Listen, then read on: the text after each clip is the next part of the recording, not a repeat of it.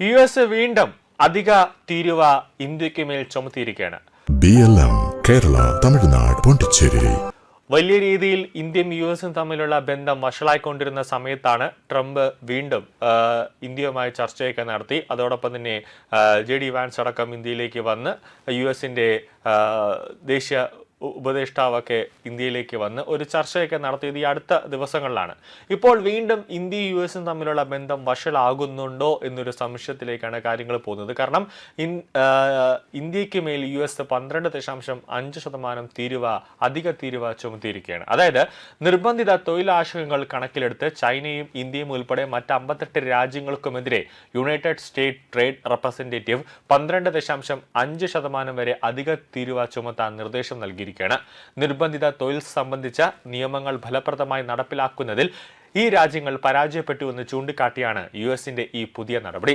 United state trade representative office പ്രഖ്യാപിച്ച നിർദ്ദിഷ്ട നടപടി 1974 US ട്രേഡ് ആക്ടിന്റെ സെക്ഷൻ 301 പ്രകാരമാണ് വരുന്നത്. പ്രസിഡന്റ് ഡൊണാൾഡ് ട്രംപിന്റെ ആദ്യ കാലയളവിൽ ചൈനീസ് ഇറക്കുമതികൾക്ക് തീരുവ ചുമത്താൻ ഉപയോഗിച്ച അതേ തീരുമാനമാണ് ഇപ്പോൾ ഉപയോഗിക്കുന്നത്. ഈ നീക്കത്തിൽ ഇപ്പോഴും ചർച്ചകൾ നടക്കുകയാണ്. എന്നാൽ അന്തിമമായിട്ടല്ല. എന്നാൽ ഇത് നടപ്പിലാക്കിയാൽ അമേരിക്കയിലേക്കുള്ള വിവിധ ഇറക്കുമതികൾ ഇത് ബാധിക്കുകയും ആഗോള വ്യാപാരത്തിൽ മറ്റൊരു അനിശ്ചിതത്വം ഉണ്ടാവുകയും ചെയ്യുമെന്ന കാര്യത്തിൽ യാതൊരു സംശയവുമില്ല. ഇന്ത്യ, ചൈന, ജപ്പാൻ, ദക്ഷിണ കൊറിയ, UK ഉൾപ്പെടെ നിരവധി തെക്ക് കിഴക്കൻ ഏഷ്യൻ രാജ്യങ്ങൾ എന്നിവ ഉൾപ്പെടെ 60 സമ്പദ് വ്യവസ്ഥകളിൽ നിന്നുള്ള ഇറക്കുമതിക്ക് 12.5% വരെ അധിക തീരുവ ചുമത്താൻ യുണൈറ്റഡ് സ്റ്റേറ്റ് ട്രേഡ് റെപ്രസെന്റേറ്റീവ് നിർദ്ദേശം നൽകിയിട്ടുണ്ട്. നിർബന്ധിത തൊഴിൽ വിരുദ്ധ നിയമങ്ങൾ പൂർണ്ണമായി നടപ്പിലാക്കാത്ത രാജ്യങ്ങൾക്ക് 12.5% എന്ന അധിക തീരുവയും ഭാഗികമായി നിയമങ്ങൾ നടപ്പിലാക്കിയ രാജ്യങ്ങൾക്ക് 10% എന്ന അധിക തീരുവയുമാണ് US നിർദ്ദേശം നൽകിയിട്ടുള്ളത്.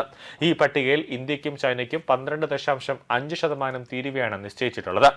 ഇറക്കുമതി ചെയ്യുന്ന സാധനങ്ങൾ നിർബന്ധിത തൊഴിൽ ഉപയോഗിച്ച് നിർമ്മിച്ചിട്ടില്ല എന്ന് ഉറപ്പാക്കുന്നതിൽ ഈ രാജ്യങ്ങൾ പരാജയപ്പെട്ടെന്നും ഇത് അമേരിക്കൻ തൊഴിലാളികൾക്ക് വിപണിയിൽ അനീതിപരമായ മത്സരം സൃഷ്ടിക്കുന്നുവെന്നും യുണൈറ്റഡ് സ്റ്റേറ്റ് ട്രേഡ് റെപ്രസെന്റേറ്റീവ് വാദിക്കുകയാണ്. നിലവിൽ ഈ നിർദ്ദേശം ഇപ്പോൾ ഒരു അവലോകനത്തിലാണ്. ഇതുമായി ബന്ധപ്പെട്ട പൊതുജനാഭിപ്രായം സ്വീകരിക്കുന്നതിനായി ഓഗസ്റ്റ് വരെ സമയം അനുവദിച്ചിട്ടുണ്ട്. ഈ വിഷയം ഇന്ത്യയും US തമ്മിൽ നടന്നുകൊണ്ടിരിക്കുന്ന ഉഭയകക്ഷി വ്യാപാര ചർച്ചകളെയും ബാധിക്കുമെന്ന കാര്യത്തിൽ സംശയമില്ല. ഇന്ത്യ US വ്യാപാര കരാറുകളിൽ ഈ തീരുവ സംബന്ധിച്ച ഇളവുകൾ നേടാനാണ് ഇന്ത്യ ഇപ്പോൾ ശ്രമിക്കുന്നത്. ഈ നിർദ്ദേശപ്രകാരം നിർബന്ധിത തൊഴിൽ ബന്ധിത ഇറക്കുമതികൾക്ക് പൂർണ്ണമായോ ഭാഗികമായോ നിരോധനം ഏർപ്പെടുത്തിയ രാജ്യങ്ങൾക്കാണ് 10% താരിഫ് നേരിടേണ്ടി വരും. അത്തരം നിരോധനങ്ങൾ നടപ്പിലാക്കാത്ത രാജ്യങ്ങൾക്ക് നേരത്തെ പറഞ്ഞതുപോലെ 12.5% എന്ന ഉയർന്ന താരിഫ് നേരിടേണ്ടി വരുമ്പോൾ വീണ്ടും ഈ താരിഫ് അടിച്ചേൽപ്പിക്കുന്ന അമേരിക്ക ഈ പറഞ്ഞ രാജ്യങ്ങൾക്ക് മേൽ അടിച്ചേൽപ്പിക്കുന്ന താരിഫുകൾ അവർ അമേരിക്കയ്ക്കെതിരെ തിരിയാനുള്ള ഒരു കാരണമായി മാറുമോ എന്ന സംശയമാണ് ഇപ്പോൾ നിൽക്കുന്നത്.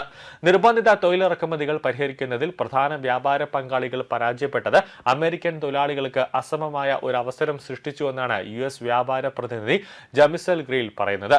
പ്രധാനമായും അമേരിക്ക പറയുന്ന സെക്ഷൻ 301 എന്താണെന്ന് പറഞ്ഞു കഴിഞ്ഞാൽ, അതായത് അമേരിക്കൻ ഐക്യനാടുകളിലെ ഗവൺമെന്റിന് ലഭ്യമായ ഏറ്റവും ശക്തമായ വ്യാപാര നിർവഹണ ഉപകരണങ്ങളിൽ ഒന്നാണ് സെക്ഷൻ 301.